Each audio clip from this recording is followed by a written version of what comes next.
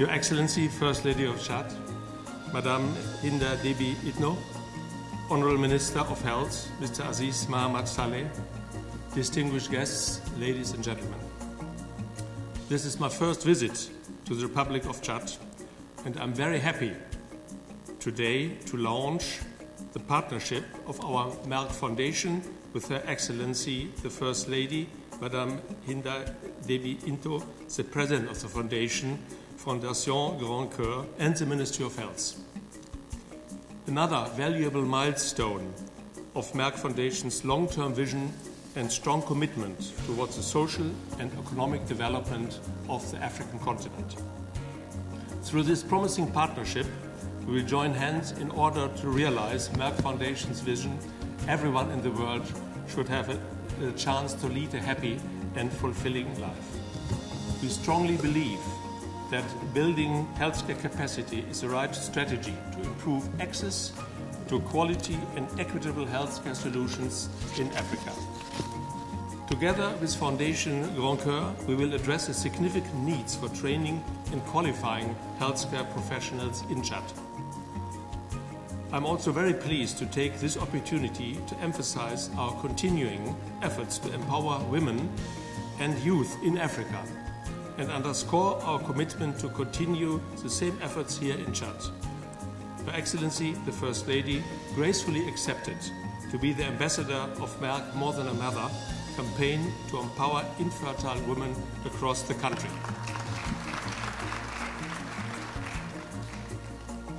I'm sure together we can contribute significantly to breaking the stigma around infertility and infertile women in particular. Ladies and gentlemen, we are proud to launch our partnership today with the First Lady's Foundation and the Ministry of Health, which will strengthen our commitment to the social and economic development of the country.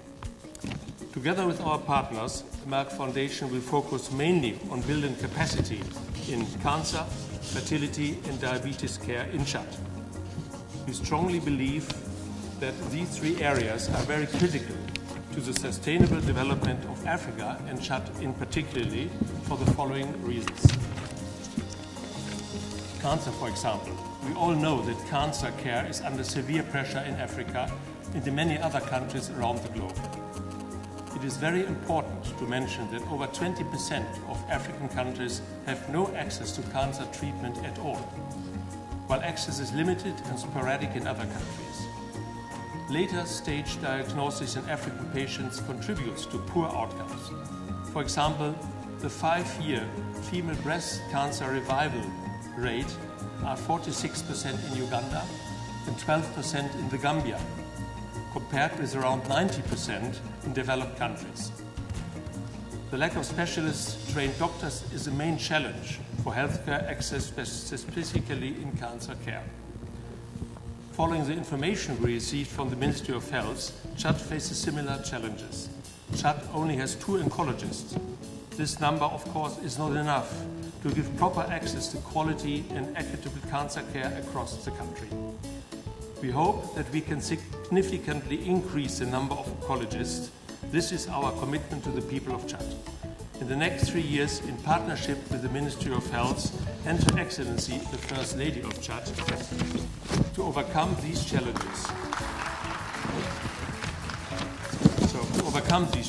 Merck Foundation has developed the Merck Cancer Access Program, which will allow more than 30 doctors from Africa in 2017 and 18 to attend a 1-year or 2-year oncology fellowship program with the aim to increase the limited number of oncologists across the continent.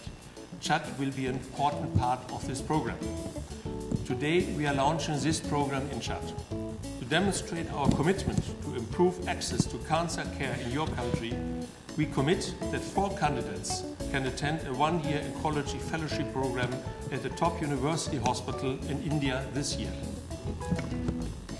In addition to this, Merck Foundation focuses on fertility care through the Merck More Than a Mother campaign, which I'm very passionate about it personally and of course very proud of it, because this is very critical for Africa. In many cultures, women who suffer infertility have been stigmatized. We've seen the little sketch at the beginning of this session.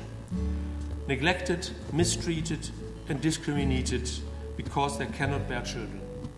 However, male factors cause around 50% of infertility, yet women are the solely blamed for it. This really is terrible. Therefore, we created this campaign to change this culture and to empower infertile women in Africa through access to information, health, and change of mindset. As I mentioned earlier, Her Excellency, the First Lady, is the ambassador of this campaign in Chad, and we are going to work closely with her foundation and with the Ministry of Health to build fertility care capacity and improve access to cost-effective fertility care in Chad. I'm pleased to announce that Merck Foundation is committed to provide clinical fertility management training for 4 candidates from Chad this year to enable them to help infertile couples. This will be the very first qualified fertility specialists in this country. They will make history in Chad. This will be a great achievement. Last but not least, we focus on diabetes care. As we all know, millions of people in Africa and around the world are suffering from diabetes. This is very disturbing to know that such silent and deadly disease has found its way to Africa and is placing a huge economical and social burden on the continent. I strongly believe that lack of financial means is not the only challenge in Africa.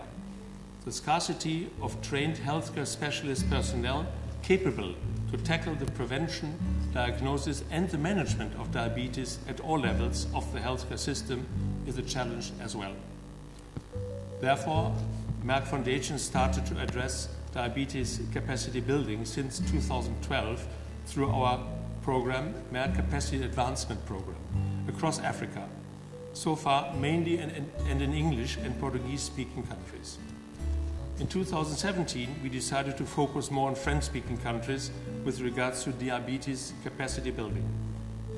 We took this decision forward and developed for the first time an online data diploma in French language, which is accredited by the Royal College for General Practitioners in the UK for medical postgraduates in French-speaking countries, so they can learn more about how to diagnose and treat diabetes. This will be our contribution to help to reduce the social and economic burden of the rising incidence of diabetes in Chad as well. Thank you very much, ladies and gentlemen. Our commitment to Chad and to women and youth empowerment across Africa will remain strong and consistent as it has been for many, many years. Thank you.